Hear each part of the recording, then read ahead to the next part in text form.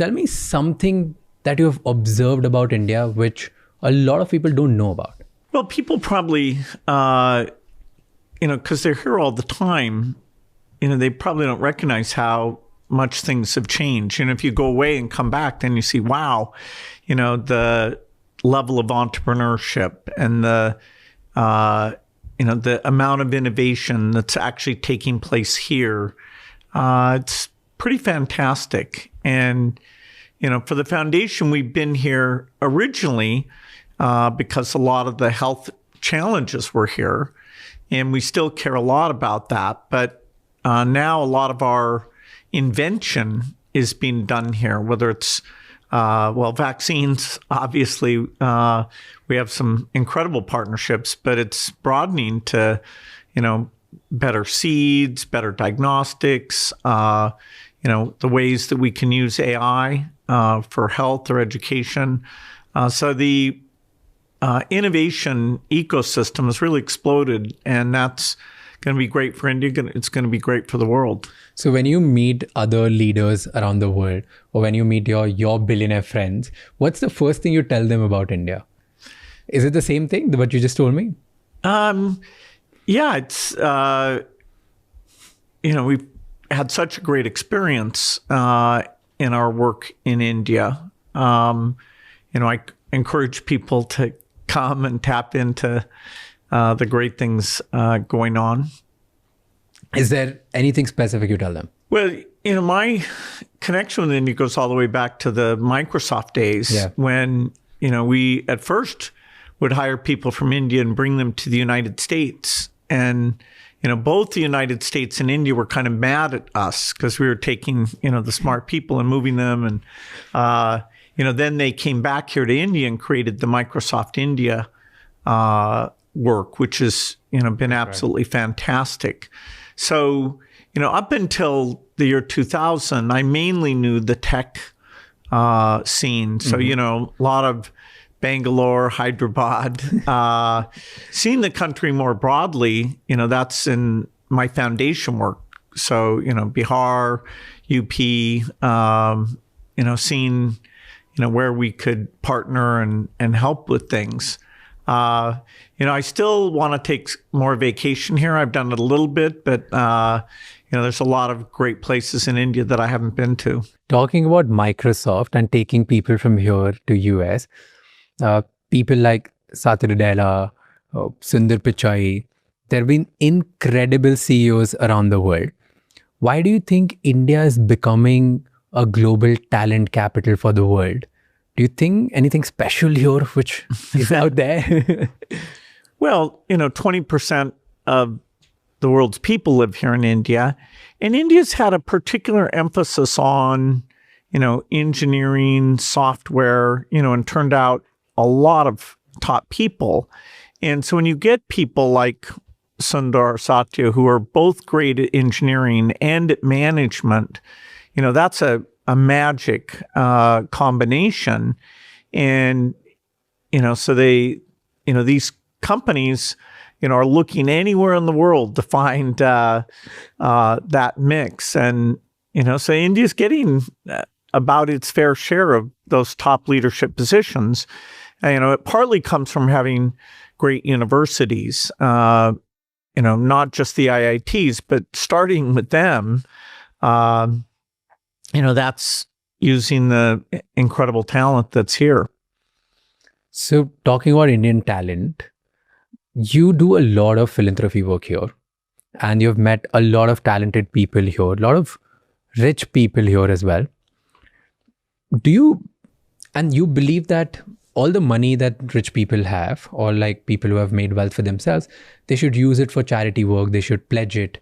In India, usually a lot of people believe that as parents, it's their duty to save everything for their kids, for the inheritance, right? Like the kids will get everything. What do you think is the right mindset? Using all the money for pledging and giving it back to the society, or giving it to the children? Well, I think, everybody gets to decide on that. In my case, my kids got a great upbringing and education, but, less than 1% of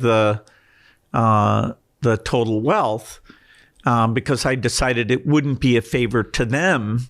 It's not a dynasty. I'm not asking them to run Microsoft. I want to give them a chance to have their own earnings and success, be significant and not overshadowed by the incredible luck and good fortune I had. And different families see that differently. I think the people who've made fortunes from technology are less dynastic, and so they'll even take their capital and give a lot of that away. You can have a view of giving away your capital or just giving away your earnings. And of course, I love all philanthropy, but the tech sector is probably the most aggressive about giving most of it away. In other sectors, you have not seen that in any other kind of industry where people try to give not to the same degree. It tends to be giving more, giving some portion of the profit as opposed to the actual base capital. I have last question on India, and then we'll get to the foundation work and try to understand you as well. If you get an opportunity to invite 3 Indians for dinner, dead or alive, who would they be? Well, I get to spend time with, some incredible people in India. And, I get time with the Prime Minister and understand his vision and how we fit into that, this, 2047 thing that, everything is lining up to try to achieve that. I get to meet, there was a great scientist, Raj Shamani, who created the Department of Biotechnology. There was a mathematician, Ramanujan, who I would have loved to have met him, because he was almost mysterious how he was so genius at what he was able to do. I got to work with Ratan Tata. I'm getting to work with all of the amazing philanthropists and a lot of the innovators here. I get to see small companies early on. I just went through some of these companies using AI in health, some for-profit, a few nonprofit. We had a great 25-year celebration, and this great sitar artist, came, and that was a pretty special thing. Nice. So it'd be hard for me to pick. There's so many incredible talents. You can't pick 3. I think I defend some people by not including them. Fair. Okay, you were talking about small companies. If you were to start something from zero in India today, where would you put most of your time? And what's the first step you'll take? Well, you'd mostly start a company because you think you enjoy working on something and you think you have a world-class understanding of, a unique contribution. For me, that was software. For this day and age, if you think you understand, fusion, that's great. If you're successful, which that's risky, you could really improve the world. AI is sort of today's equivalent of what I did when I was young, to see, wow, the possibilities are unlimited. And so, I'd probably be doing one of these new AI companies if I was starting out today. Do you still feel there's a lot of opportunities in AI to build something as significant as what you have built, or it's pretty late? Well, the big companies are putting a lot of money into it. And the number of companies globally is huge. I mean, many people didn't even know these Chinese companies were doing all this work, and yet, some of the best results over the last 6 months have come from 3 or 4 of the models there. So it's not, when I got going in computing, it was a very small set of people, and people thought we were crazy that we set a computer on every desk and a computer in every home. And that just seemed strange to people because they couldn't see they didn't get software and they didn't get the exponential improvement of the chips was making computing, basically free. So I'd say it's tougher to get out in front. There will be new companies. I mean, NVIDIA, is almost as valuable as Apple and Microsoft, and yet, they came into prominence only really in the last 5 or 6 years, although they're about 15 years old. So there are opportunities, and there will be some new companies that use AI to achieve unbelievable success. But it'll be, 2 or 3 out of 10,000. And, would I be able to do that again? Hard to say. You talked about, like, when you started, a lot of people thought that, oh, what are you doing? This is some random thing these guys are trying to do. They may be stupid. They may be thinking too big, whatever, right? And over the time, every time you do something big, usually people do not understand you or anyone, like not just you, like whoever wants to start something new and big. In today's world, or as of today, what's the biggest misunderstanding about you? What do you think? What do people misunderstand about Bill Gates? Well, whenever you hear about somebody who's got, some degree of power or, ridiculous amounts of money, you might think they have grand schemes, and they're, there's almost a sense that, their values are different than your values, and, that you should be concerned about their agenda. Hopefully, for the people who actually do know me, and how much I love the foundation work and, how I work with my friends or my kids, it's very different from the people who just think, oh, wow, he's one of these guys who's, pushing levers and has too much money and too much authority. Talking about foundation work, you've impacted millions of lives. And you spend a lot in making people's life better. What's your biggest challenge today? Because somebody who's watching this might think that at your level, with so much power, influence, money, you can actually fix a lot of problems.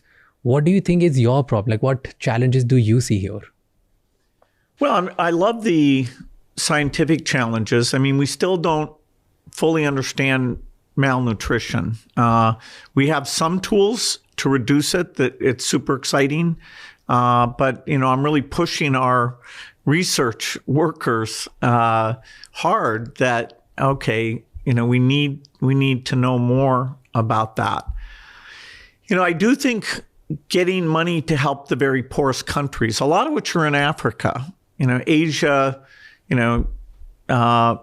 many of the countries are having good economic growth, and Africa has a lot of unique governance or instability or disease challenges. And so telling people they should, help out other humans, even though they're far away and speak a different language, that's not as easy as I thought it would be. Right now, some of the rich countries, including my country, are cutting their aid budgets, and I'm very disappointed. To me, that's not, the golden rule of treating people like you'd like to be treated.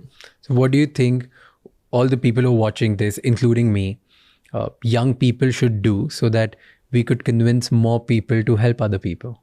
Well, when you're young, if you're here in India, you can probably travel, some modest distance, an hour or two, and see people, who don't have the same opportunities you do. That, they're smart, but their school's not good, or, they get some health problem and they're not able to access things. I would say in India, programs like the aspirational district program, India does talk openly about the places that are the worst off. And that's pretty impressive. Even issues like sanitation that most governments, you wouldn't catch them talking about toilets.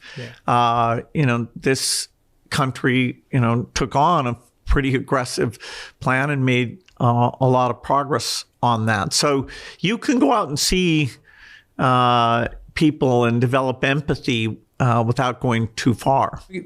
What's fascinating for me this time in your journey, like this time you visit to India, the full Gates Foundation board is here, right? And that's pretty unique, and they get to experience India.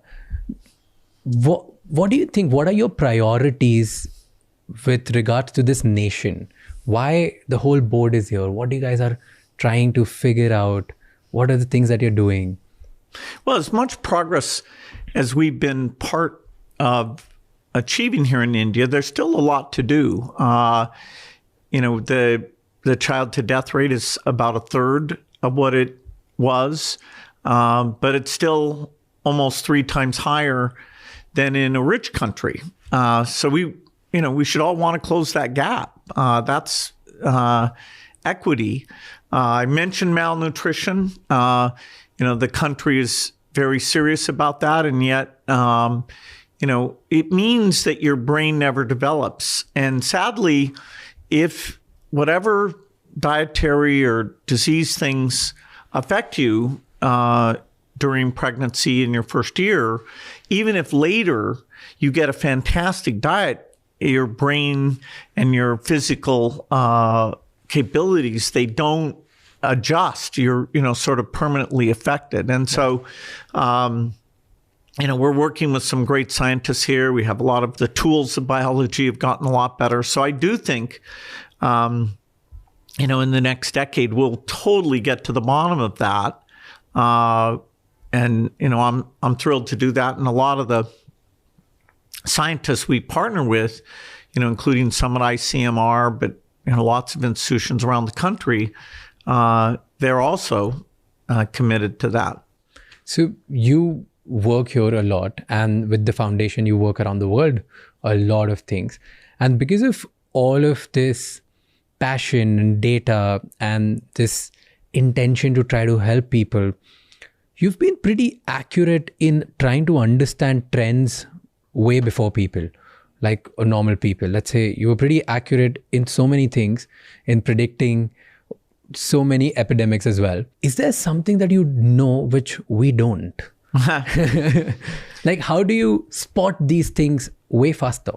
Well, the biggest change agent in my lifetime has been the miracle of digital, now moving into the AI phase of that digital revolution. So the fact that as a young person, I was programming at age 13, and by, 18, I had my, thousands of hours of really strong feedback about, getting better and being pushed. And so it's a really lucky thing to have such a familiarity with the thing that's going to change the world. And so, I wrote a book called The Road Ahead a long time ago, that talked about, the internet and digital money and video conferencing.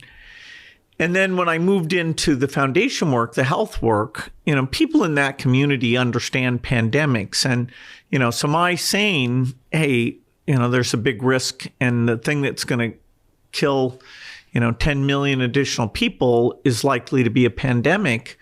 That's commonplace knowledge if you're in the global health community. It's a very small community.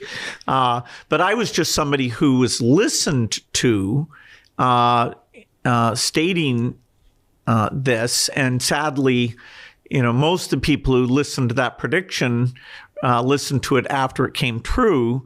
Then, what my goal was people to hear that and actually stop it from happening. That's usually the case, right? Like, people listen to pieces, golden advice pieces and pieces of nuggets way after the time has been passed, right? Because of this, do you fear anything today? I definitely hope that we shape AI in a positive way. It's such a big impact on, being smarter than humans that it will change our world a lot. And it's definitely new territory. So I have a list of about 5 things. AI, shaping AI properly is at the top of that list, but avoiding the next pandemic, avoiding nuclear war, bioterrorism, climate change. It's only about 5 or 6 things that we need to minimize the chance of, and use our additional wealth and insights, against those things.